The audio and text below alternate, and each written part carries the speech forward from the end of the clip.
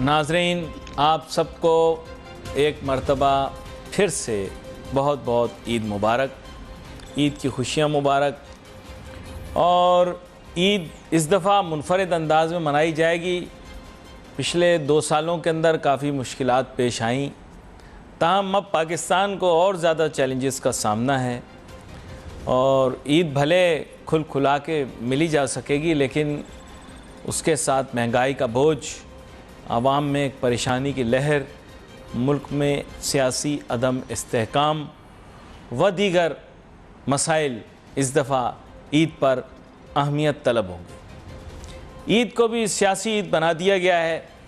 चांद रात से ही ईद में सियासत का रंग डाल दिया गया है और इसी को अब आगे देखेंगे कि मामलात किस तरफ जाते हैं। ईद के दिन पहले रिवायती तौर पर खुशियां मनाई जाती थीं, चांद रात को शॉपिंग होती थी। दिन में वैसे पाकिस्तान के अंदर आम तौर पर लोग देर से ही जागते हैं, लेकिन यह कि इस दफ़ा उम्मीद है, तवक्को है कि लोग ईद की नमाज़ टाइम पे पढ़ेंगे, पढ़ी होगी। बात यह कि मैं गहरी बातें कर रहा हूँ, कुछ आप खुद ही समझ जाइए। मिज़ाह का अंदाज़ ज़रूर अपनाया हुआ है, लेकिन तंज़ अपनी जगह रखा है। ईद पर भी छोड़ता नहीं हूँ ये, लेकिन मिज़ाह डाल देता हूँ उसमें। मेरे साथ बहुत ही अहम मेहमान शामिल गुफ्तगू हैं, तो जनाब अली मोइन नवाज़िश साहब का तारुफ़ कराता चलूँ। इस मुल्क की एक, जिसे आप कह सकते हैं कि यूथ, जवान जो नस्ल है, उसकी नुमाइंदगी करते हैं। वैसे आजकल यूथ कहना भी बड़ा अजीब सा लगता है, क्योंकि यूथ से बहुत सारी चीज़ें मुंसलिक कर दी जाती हैं। जहाँ दूसरे ममालिक के अंदर यूथ तामीरी तरक्याती सोच की हामिल होती है, हमारी यूथ के सोच और फ़िक्र थोड़ी सी मुख्तलिफ है। तो तारुफ़ तो यही है, लेकिन यह है कि आगे वजाहत वो खुद ही कर देंगे। आपको वेलकम करते हैं अली मोइन नवाज़िश साहब। अस्सलाम वालेकुम, आपको बहुत बहुत ईद मुबारक। आपको भी बहुत बहुत दिल की गहराइयों से ईद मुबारक कहता हूँ। और आज आपको पता है कि मिज़ाहिया अंदाज़ अपनाने पर कोई मनाही भी नहीं है। वैसे बाकी दिनों के अंदर मुझे कहा जाता है कि मज़ाहिया अंदाज़ ना अपनाएं, लेकिन ईद के दिनों के अंदर कहते हैं कि आपको इजाज़त है, आप जो मर्ज़ी चाहें कह लें। लेकिन हमें अपनी हदूद का पता है, और ना भी पता हो तो फिर हमें बता दिया जाता है कि आप अपनी हद में आ जाएं। लेकिन आपको पता है कि हमारे मुल्क की यूथ जो है वो आपे और हद दोनों से बाहर हो चुकी है। और ईद पर भी ये जो पोलराइजेशन इन सोसाइटी है, ये वाज़े होकर सामने आ रही है। मुझे बताएं अली मोइन नवाज़िश साहब, एक तरफ हम कहते हैं मोहब्बतें फैलाओ, प्यार फैलाओ, दूसरी तरफ हम कहते हैं हम एक दूसरे की शक्ल महज इसलिए नहीं देखेंगे, एक दूसरे की शक्ल महज इसलिए नहीं देखेंगे क्योंकि हमें किसी और की शक्ल पसंद है और तुम्हें किसी और की शक्ल पसंद है। इस बारे में ज़रा तबसरा करें। नहीं, ये आपने बात बिल्कुल सही की। मेरा ख्याल है बड़ी अफसोस की बात है कि ये पोलराइजेशन जो पीक पे पहुंची है हमारे मुल्क में रीसेंट पास्ट में, वो भी रमज़ानुल मुबारक के महीने में पीक पे पहुंची है। और इसका एक पीक एक्सप्रेशन जो है वो ईद के मौके पर, जब एक ऐसा दिन कि लोगों को इकट्ठे होना चाहिए, सब डिफरेंसेस को पीछे छोड़ के आपस में खुशी से मिलना बैठना चाहिए, तो वहाँ भी हम पोलराइजेशन देख रहे हैं। और मज़े की बात ये, मैं अक्सर लोगों को ये नौजवानों को, यूथ का लफ्ज़ अब आपने कंट्रोवर्शियल कर दिया, नौजवानों को मैंने कंट्रोवर्शियल किया? अरे यूथ को मैंने कंट्रोवर्शियल किया? अरे यूथ को जिन लोगों ने कंट्रोवर्शियल किया उनके बारे में बात करें। मैं तो मासूम सिर्फ आपको अक्कासी करके बता रहा हूँ। नहीं, आपने अपने इंट्रो में उसे कंट्रोवर्शियल मैंने अपने इंट्रो में, तो आपने इंट्रो में कंट्रोवर्शियल कर दिया, तो उसमें मैं यही रिक्वेस्ट करता हूं कि जो सियासतदान आप टीवी पे लड़ते हुए देखते हैं, यकीन करें ये आपस में अच्छे से मैसेजेस भी एक्सचेंज करते हैं, एक दूसरे के घर भी जाते हैं। जी जी। अच्छा, और भी क्या क्या एक्सचेंज करते हैं हमें तो नहीं पता, वो अब आपको बेहतर पता है। लेकिन उनके पीछे उनकी सेहत पे कोई फर्क नहीं पड़ रहा, आप आपस में लड़ रहे हैं, नफरतें फैला रहे हैं। तो ईद का मौका एक ऐसा मौका होता है कि जब हम सबको इकट्ठा होना चाहिए, खुशियां मनानी चाहिए, और इस तरह की जो पेटी डिफरेंसेस हैं, जो हमारी डेली लाइफ में हमें इतना इफेक्ट नहीं करना चाहिए, उनको हमें साइड पे करना चाहिए और हमें एक अच्छे अंदाज में, एक अच्छे माहौल में होना चाहिए। लेकिन मैं अली ये भी मोइन शायद नवाजी उम्मीद साहब, एक करता हूँ शिकायत है आपसे। शिकायत ये है कि मुझे नहीं पता कि आप किस तरफ खड़े हुए हैं, लेकिन एक वक्त मुझे पता है कि जो आपकी वजह शोहरत बनी वो ये थी कि आप भी बागी हो गए थे। आपने भी शायद कह दिया था कि मुझे ग़ुलामी ना मंजूर है, मुझे आज़ादी चाहिए। बुनियादी पहली दफ़ा आपकी जो शोहरत की वजह यही बनी कि आप भी बागी हो गए। आपने वहाँ जाने से इनकार कर दिया, उन लोगों से मिलने से इनकार कर दिया जिनको आपको लगा कि आपके नज़रियात से टकराव है। दुरुस्त कह रहा हूँ मैं? तो मेरी इस्लाह कीजिएगा। नहीं, मैं बागी कभी नहीं हुआ था वो। अच्छा। आप थोड़े कंफ्यूज हो रहे हैं। अलामती तौर पर, मैं अलामती बागी तौर नहीं, पर। हाँ, मैं बागी नहीं हुआ था, और मैं तो अभी उस तरफ खड़ा हूँ जिस तरफ पाकिस्तान खड़ा है, और अच्छा मैं अच्छा। चाहता हूँ कि हम एक अच्छे माहौल की तरफ जाएं। और मैं उम्मीद करता हूँ शायद कि वैसे भी रमजान में आपने नोट किया होगा कि जब लोग रोजे की हालत में होते हैं, रोड के ऊपर भी, जी जी ट्रैफिक जी। में भी, हर बंदा एक दूसरे से वैसे ही लड़ने के मूड में हो होता हो है। हो। तो हो सकता है कि शायद रोजे खत्म हो रहे हैं तो शायद लड़ाई और सियासी कशीदगी भी शायद कम हो जाए। इसकी दुआ और उम्मीद तो की जा सकती है, लेकिन लग नहीं रहा। अच्छा, नहीं, मैं आपको इस चीज़ के बारे में बताऊं कि सड़कों के ऊपर तो लोगों की आंखों पे खून उतरा हुआ होता है, और यकीन करें बिल्कुल हिंदुस्तान की अदाकाराओं की तरह के नखरे हो चुके होते हैं, और लोग सोच रहे होते हैं कब गाड़ी लगे हमारी किसी से, कब टकराए किसी से और हम दरवाज़ा खोल के निकलें और हम तमाम वो मुगल्लज़ात बक दें, तमाम वो गुस्सा निकाल दें जो हमें बीवी और बेगम पे आया हुआ है, और बहाना ये बना दें कि हम रोज़े की हालत में हैं। क्या मैं गलत कह रहा हूँ? इस तरह तो है ना? नहीं, आप सही कह रहे हैं कि बड़ी अफसोस की बात है कि हम रोजे में बजाय सब्र करने के हम अक्सर देखते हैं कि रोजा एक बहाना बन गया है। आपने गुस्से का इजहार कर दिया, ओ जी मैं रोजे में हूँ। आपने कोई गलत काम कर दिया, गालम गलोच कर दी, ओ जी रोजा है, रोजा है। तो ये रोजे को हमें बहाना नहीं बनाना चाहिए। रोजे के तकद्दुस, रोजे की का जो एक मकाम है, जो उसका मकसद है, हमें उसे पूरा करना चाहिए। और मैं समझता हूँ कि पोलराइजेशन में भी हम एक ये बहाना बना रहे हैं कि भाई हमें उसको सपोर्ट करता हूं, तो ये हम अपने अंदर की नफरत है। देखिए, नफरत आपके अंदर पैदा हुई है, कुछ अंदर भी है, इसको दबाना है, इसको खत्म करना है। हमें इस चीज को रिकग्नाइज करना है कि हर बंदा उतना ही पाकिस्तानी है, हर बंदे का इस मुल्क के मुस्तकबिल पे उतना ही हक है। जो हम सोसाइटी को इस नहज पे ले गए हैं कि पहले होता था वो उनकी राय है और ये मेरी राय है और इस राय के ऊपर हम मुकालमा कर सकते हैं, लेकिन अब ये हो गया है कि वो गद्दार है और हम मुहिब्ब वतन हैं और हम ठीक हैं और बाकी सब गलत हैं। नहीं, तो अब हम जब जितने देखिए, मुकालमे से गद्दारी पे आ गए हैं। एक्सक्यूज मी, यहाँ पर मैंने आपसे एक बात पूछनी है। अब तो मसला है ही नहीं कि वो गद्दार है, अब तो सभी गद्दार हैं सर।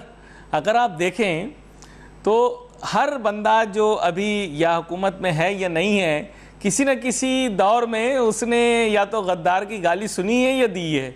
तो इस हिसाब से ये सब अब गद्दार हो गए हैं सर। अब आपको मानना पड़ेगा, ये सब गद्दार हो गए। मुहिब्ब वतन तो कोई बचा ही नहीं। नहीं, वो मसला ये है कि सब एक दूसरे के गद्दार हैं और सब सिर्फ अपने ही मुहिब्ब वतन है। तो वो एक यूनिवर्सली गद्दार हो गए हैं और यूनिवर्सली कोई मुहिब्ब वतन नहीं हुआ, और ये बहुत बड़ा प्रॉब्लम हो गया कि हम ये सर्टिफिकेट्स बांटने में तो हमें वैसे ही बड़ा शौक है। तो अब हमने पहले तो नेशनलिज्म था, फिर हमने हाइपर नेशनलिज्म किया, फिर हमने रिलीजियस फैनेटिसिज्म को बीच में लाए, और अब हमने उसकी क्या आप कहते हैं उस पर तड़का हमने लगा दिया फैशिज्म का। और माशाल्लाह से हम इनोवेशन ऐसी करते हैं कि हम कौम को ऐसे मकाम पे लेके जाते हैं कि हम सोचते हैं कि अब इससे बुरा तो कुछ हो नहीं सकता। लेकिन अल्हम्दुलिल्लाह अल्लाह का बड़ा करम है, हमारे कौम में, हमारे लीडरान में बड़ा टैलेंट है कि वो हम उससे भी कई गुना आगे चले जाते हैं उस जगह से जहां हमें लगता था कि इसके आगे कुछ नहीं रहा। तो हमें हमारा फोकस बिल्कुल डिफरेंट होना चाहिए। आपका बिल्कुल इकोनॉमी पे आप प्रोग्राम करते हैं, बड़ा जबरदस्त करते हैं, आपको पता है एक्सपोर्ट्स के ऊपर, आईटी के ऊपर, एजुकेशन के ऊपर, नॉलेज इकोनॉमी के ऊपर जो चीजें करने वाली हैं वो हम करते नहीं है। यही सियासी लीडरान जो यूथ को कहते हैं बाहर निकलें, झंडे पकड़ें, चांद रात पे भी सियासी एहतजाज करें, तो इनको कितनी दफा मैसेज गया है उन्हीं लीडर की तरफ से कि आप पढ़ाई में अच्छा करें, आप स्किल्स हासिल करें, आप आईटी की तरफ जाएं। नहीं, तो ये पढ़ाई में अच्छा करेंगे तो मुल्क की क़यादत कैसे करेंगे सर? पढ़ाई में अच्छा करने वाला शख्स मुल्क की क़यादत और सियासत में कैसे आ सकता है? इसके लिए तो नालायक होना बहुत ज़रूरी है, बदमाशी करना बहुत ज़रूरी है। एक छोटी सी ब्रेक लेते हैं, फिर वापस आते हैं, अपनी गुफ्तगू जारी रखेंगे।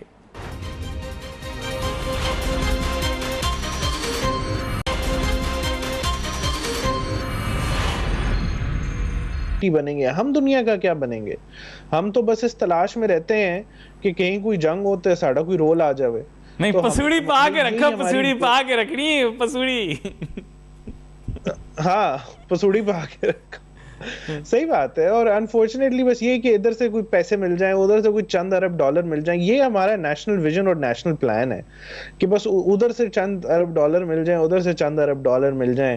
और हम ये 30-40 साल से ये करते आ रहे हैं। मैं आपको बताऊं, मैंने एक चीज़ सीख ली, पता नहीं whether you agree with this philosophy और नॉट।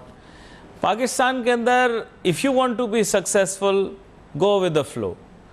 आप सिस्टम को ठीक ना करें, ना सिस्टम पर तवज्जो दें, क्योंकि ये ठीक ना होने वाली चीज़। ऐसा देखें, मैं ये नहीं कह रहा कि I am disillusioned, but I feel कि one must learn to go with the flow.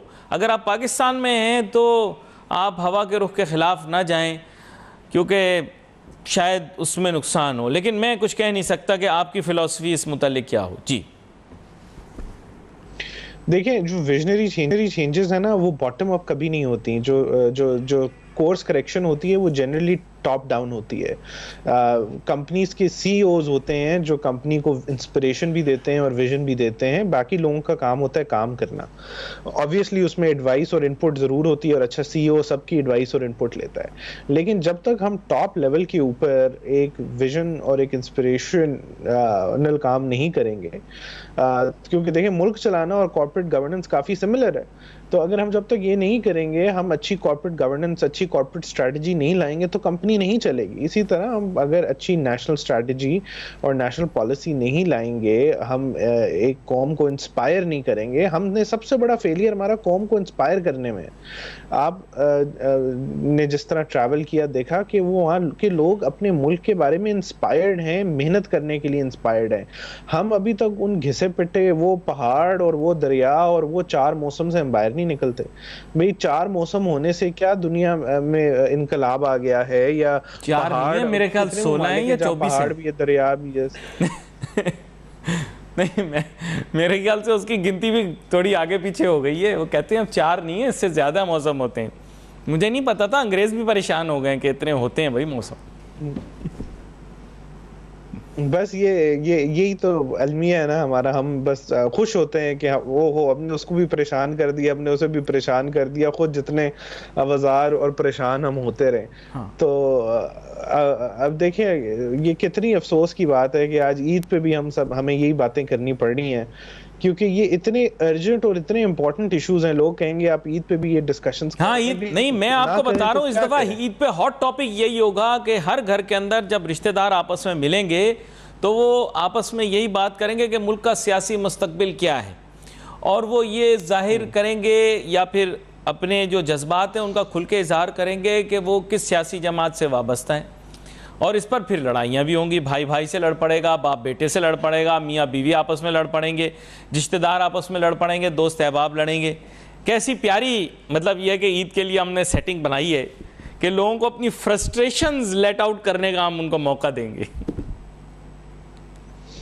देखिए, लोग जो हैं वो जब हम सबसे मुकद्दस मकामात को नहीं बख्शते तो ईद क्या चीज़ है, हमारे घर क्या चीज़ हैं। तो ये बड़ा हम सियासत को बड़ी गलत तरफ ले गए हैं, हम नफ़रत को बड़ी गलत तरफ ले गए हैं, और ये इसका हमें खमियाजा भुगतना पड़ेगा आज नहीं तो कल, और हमें बहुत भारी कीमत अदा करनी पड़ेगी। अगर लग रहा है कि नहीं करनी पड़ेगी तो हम बहुत मिस्टेकन है। हम जिस तरफ हमने ये चला दिया है, ये आग लगा दी है, ये मुझे अनकरीब बुझती हुई नज़र नहीं आ रही। और इसको यकीन करें, आपको उतनी एफर्ट से बुझाना पड़ेगा जितनी एफर्ट से आपको दहशतगर्दी का खात्मा करना पड़ा और आप आज तक भी आप नहीं कर सके। क्योंकि नफरत फैलाना बहुत आसान होता है, किसी को मोटिवेट करना कि आप दूसरे से नफरत करो बहुत नहीं, आसान हम तो होता प्यार है, करने फाशिज्म वाली की कौम तरफ है। लेके इसी जाना पर, पड़ता इसी है। नोट पर मैं आपका शुक्रिया भी अदा करूंगा। हम तो बड़ी प्यार करने वाली कौम है।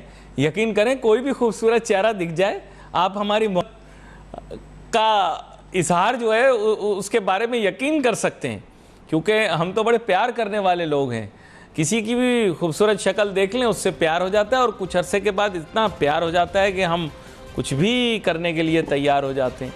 तो हम प्यारे लोग हैं, ऐसी बात नहीं है, और हमें प्यारे लोग ही अच्छे लगते हैं। लेकिन अब इस बारे में मज़ीद गुफ्तगू करेंगे, लेकिन ईद के बाद। यहाँ पर आपका बहुत शुक्रिया अदा करूँगा अली मोइन नवाज़िश साहब, आप हमारे साथ शामिल हुए गुफ्तगू में। नाजरीन, wait for messages on Facebook. Ali Nasir हमारी टीम को इजाज़त दीजिए। एक मरतबा फिर से आपको ईद मुबारक। अल्लाह हाफिज़।